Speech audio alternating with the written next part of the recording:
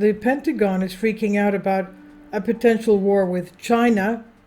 The Pentagon is expressing concern about a potential war with China as numerous versions of the above war game scenario have been enacted in recent years. The most recent enactment took place in April by the House Select Committee. The war began in the early morning hours with a massive bombardment, China's version of a shock and awe, Chinese planes and rockets swiftly destroying most of Taiwan's Navy and Air Force as the People's Liberation Army and Navy mounted a massive amphibious assault across the 100-mile Taiwan Strait. Having taken seriously President Joe Biden's pledge to defend the island, Beijing also struck preemptively at U.S. and Allied air bases and ships in the Indo-Pacific.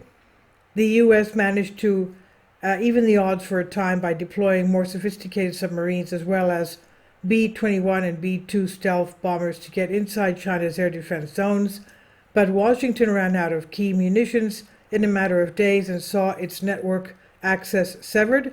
The United States and its main ally, Japan, lost thousands of service members, dozens of ships, and hundreds of aircraft.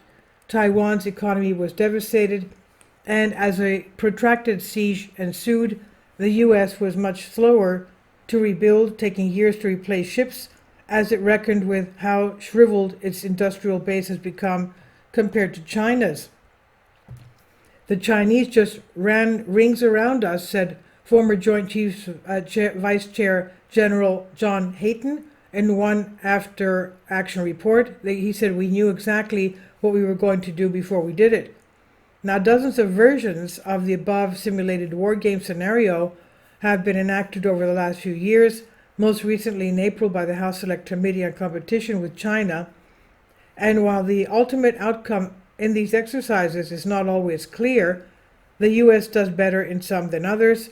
The cost is, in every exercise, the U.S. uses up all its long-range air-to-surface missiles in a few days, with a substantial portion of its planes destroyed on the ground.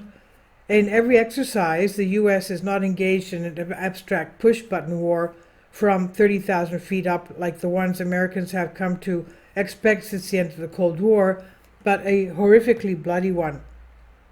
And that's assuming that the U.S.-Chinese war does not go nuclear.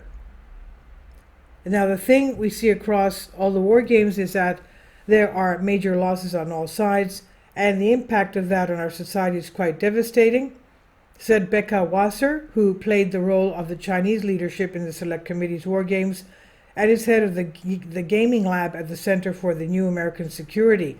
And she said the most common thread in these exercises is that the United States needs to take steps now in the Indo-Pacific to ensure the conflict does not happen in the future. We are hugely behind the curve. Ukraine is our wake-up call. This is our watershed moment, she said. And this is on Great Game India. Please leave your comments, and thank you for your support. Kindly support my Patreon account. The daily posts are 5 videos daily, and they are totally different from what I have on my YouTube channel. Thank you so much for your support and that you find all my content so interesting. You'll find the Patreon account details in the description box below.